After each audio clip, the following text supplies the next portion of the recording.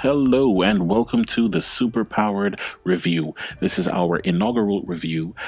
We just started this Twitter page, Facebook page, etc. And this is our first movie review. Could not have asked for a bigger movie to review as our inaugural review than Avengers Age of Ultron. Let's get right into it. In the last Avengers, we had to deal with the team coming together, all these different type A personalities coming together, trying to mesh to save the world, which led to some interesting popcorn fare jokes and a very satisfying third act. In this movie, we've gotten all the way past that already. So it immediately begins with team action here. Joss Whedon's trying to show us that these guys are a team. They're coming together. They know how to work with each other. They have this great chemistry in this beautiful environment. It's all snowy, running through a forest here, and it's beautifully shot, beautifully done. Lovely sequences showing all of them in a line, in action poses and everything like that. Wonderful stuff. I enjoyed it immensely. This is where we meet Baron von Strucker and the new twins. Now, Baron von Strucker is a very rich character in the comics, rich as far as the lore. He was very underused, though.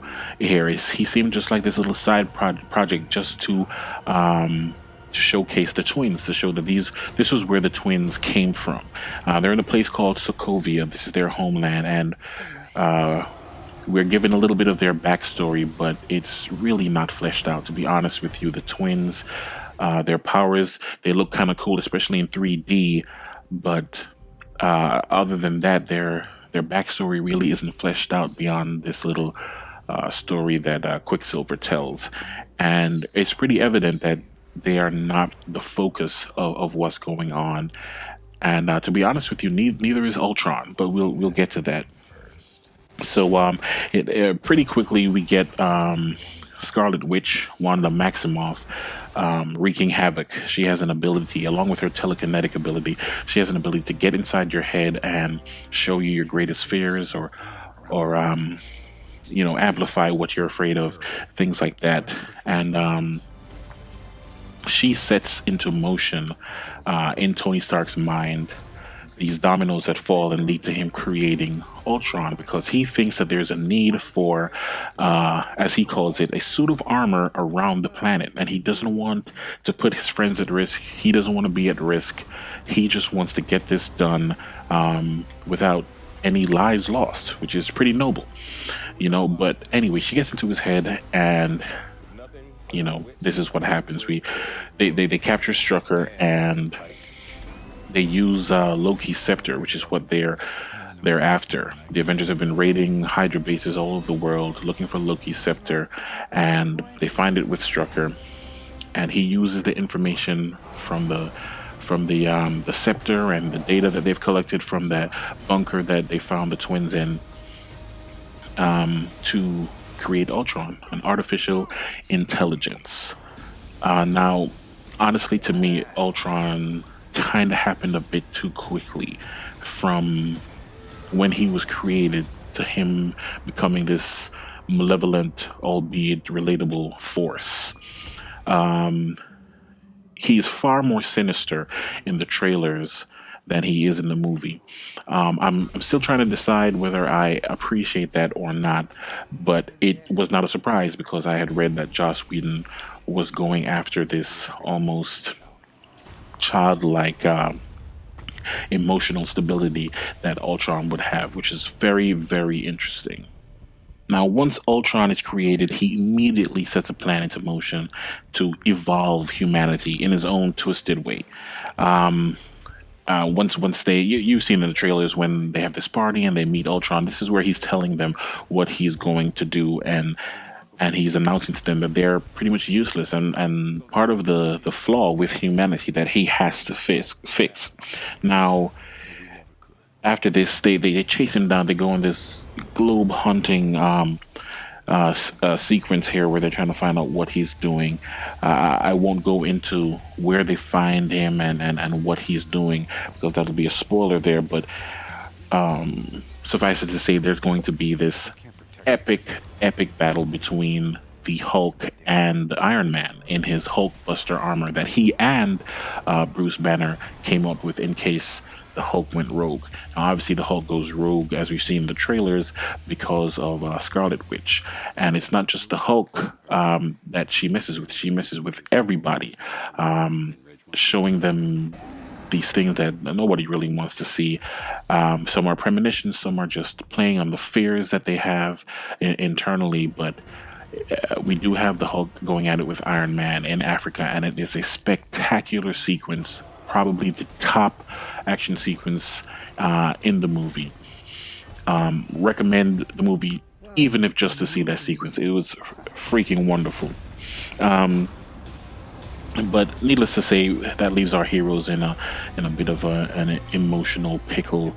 They are not all together there. They're afraid. They're angry, and they're confused. Most of all, they don't know what to do next, and they don't know why certain things are happening. And of course, this is where Nick Fury comes in and gives his little monologue, which is much less impressive than the last time. Now, I will say that a great through line for this movie was Hawkeye. He was the lens through which we saw the other Avengers. This human guy, he doesn't have any powers, but it's he who has to keep everything together because everyone else is pretty much broken at this point. And we get to see a different side of Hawkeye, a Hawkeye we did not get to see in the Avengers because he was mind controlled for the majority of it.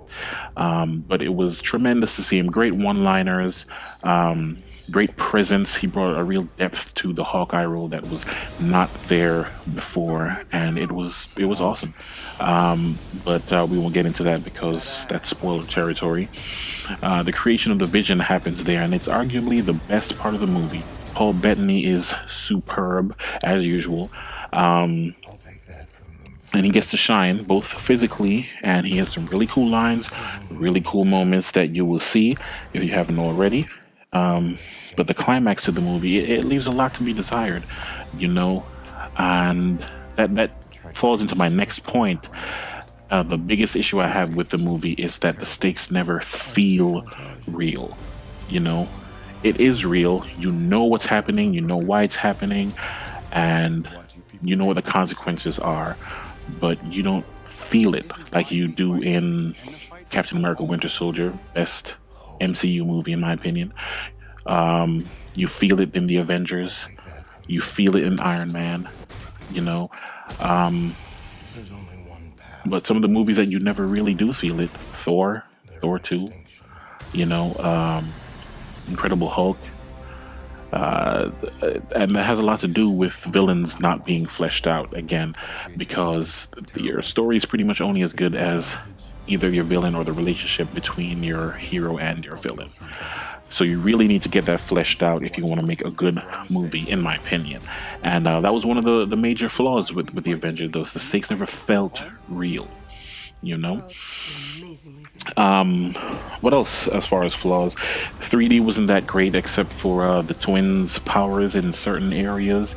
You don't really need to spend the money on that. They upped the spectacle, but the cohesion of the story, like we're talking about, it took a hit. Some places felt like it was just a little bit of story trying to get to more action, and we never want that. Some of the humor was really weird, inorganic, really, really great in other places. Twins' accents and their history and the reason that they're there. It just all felt, I don't know how to put it, like they just dropped it into the bowl. Instead of it being a planned part of the dish.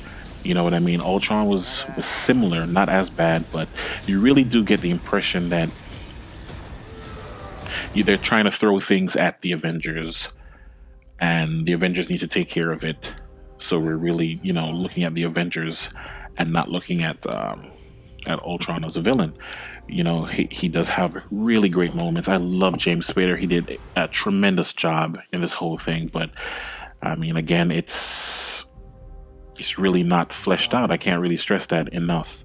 Other issues I have fall into spoiler territory. We won't get into that. Less magic in this movie. I don't know if it was because of everything that I've spoken about negatively, or if it was just, you know, the writing. You know, I'm not sure, but there was less magic in this than you found in the original Avengers. And I do hate to compare it to the original Avengers because that is a huge and high standard and bar, and it might not be fair to do that, but it is the second Avengers movie. Now, all of this being said, again, these are just things that I'm nitpicking. The movie was great. It was a great movie. I'm going to see it again in IMAX. Beautiful sequences, beautiful directing. Some of these things, I mean, the 360 scene alone, if you're going to do in 3D, do it for that. Amazing stuff. With that, I would definitely recommend you guys go see it. Let me know what you think. If you did see it, tell me in the comments there. Do you agree with what I'm saying? Do you disagree? What are your thoughts? You know, man, I will see you guys at the next movie review that we do here. Check you guys later. See you next time inside the review. Picking up after you boys? We can tear them apart from the inside.